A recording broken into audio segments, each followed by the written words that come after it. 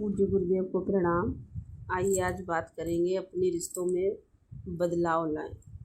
तो दादी ने बताया है कि यदि आप आज 20 से 30 की उम्र के अधिकांश लोगों से पूछें कि आपके दिमाग में क्या है, तो वे कहेंगे आपसी रिश्ते और कैरियर। ये 30 से 40 या 40 से 50 की उम्र के लोगों पर भी लागू हो सकता है। रिश्ते बहुत मायने रखते हैं क्योंकि हम परिवार, समुदाय, नगर या देश का हिस्सा हैं। स्वभावतः हम सामाजिक प्राणी हैं।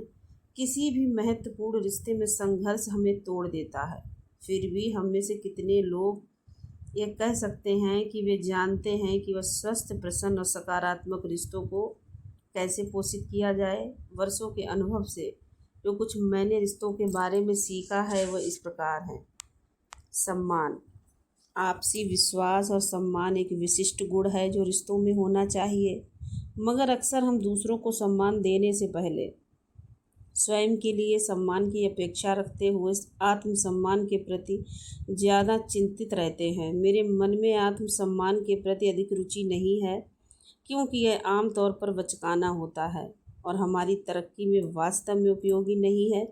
परंतु इस विषय के बारे में एक बड़े नज़रिए से विचार करें। हार्टफुलनेस परंपरा के 2 गाइडों का आत्मसम्मान के विषय में कहना है कि पहला है बाबूजी। जहाँ तक मैं समझता हूँ, आत्मसम्मान का मतलब है किसी को भी दूसरों के साथ वैसा व्यवहार नहीं करना चाहिए जैसा दूसरों से वे अपने प्रति अपेक्षा नहीं करते।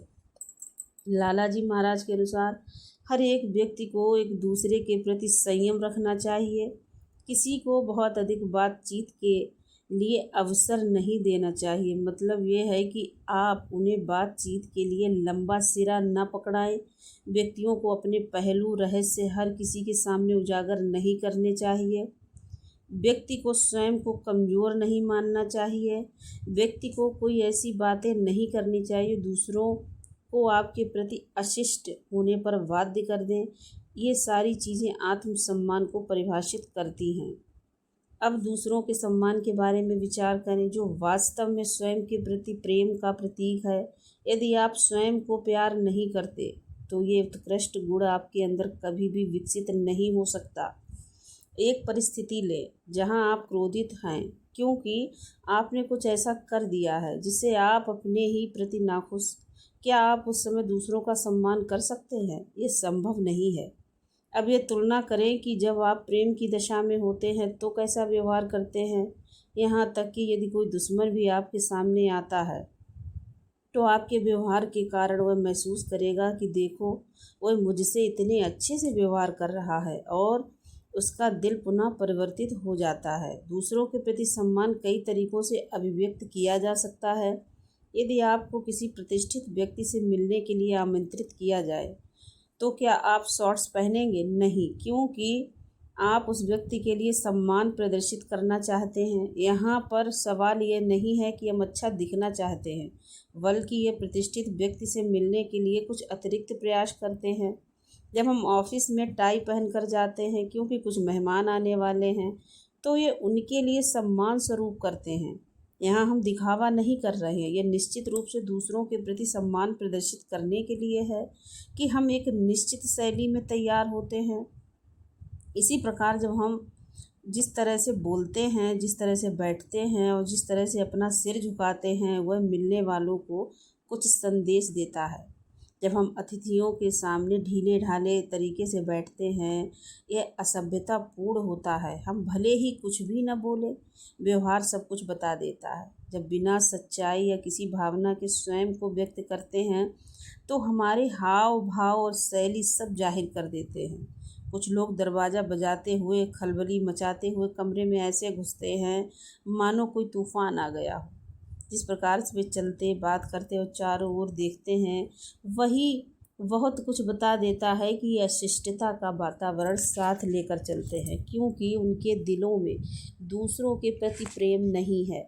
उनमें दूसरों के प्रति कोई सम्मान नहीं होता। और बच्चों के साथ हम किस तरह से पेश आते हैं, यह उससे भी जुड़ा हुआ है।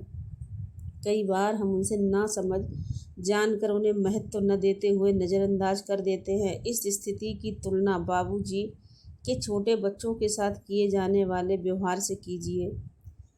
वे उन्हें आप कहकर संबोधित करते थे क्योंकि छोटे बच्चों के लिए उनके मन में बहुत सम्मान था। मैंने देखा है कि जब हम बच्चे को बहुत सम्मान से संबोधित करते हैं तो उस छोटे बच्चे में ऐसे गुण का आवाहन कर रहे होते हैं जो इस दुनिया में आगे आने और अपनी पहचान बनाने का प्रयास कर रहा है। परंतु यदि हम उससे ये कहते रहें कि बेवकूफ़ बैठ जाओ, तुम्हें ऐसा नहीं करना चाहिए, अपना व्यवहार सुधारो, पूरे समय उसे भाषण देते रहें, उसका मजाक उड़ाते रहें और उसे दरकिनार करते रहें, तो वह वैसा ही व्यवहार करना सीखेगा।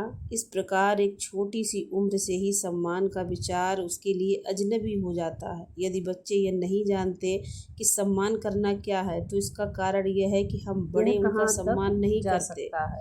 तो जब छोटा बच्चा कहता है कि ये फूल कितना सुंदर है, तो उसकी ये कहते हुए तारीफ़ करें कि हाँ तुम सही कह रहे हो, ये तो वाकई में बहुत सुंदर है, और उसे छानबीन करने के लिए मार्गदर्शन करें। उसमें कितनी पंखुड़ियाँ हैं, कौन सा रंग है, तुम्हें इसकी खुशबू कैसी लगती है, उसे उसकी विशेषता क्षमता विकसित करने में मदद करें। जब हम नए सिरे से शुरू करते हैं तो आप देखेंगे कि यह कहाँ तक जा सकता है। धन्यवाद।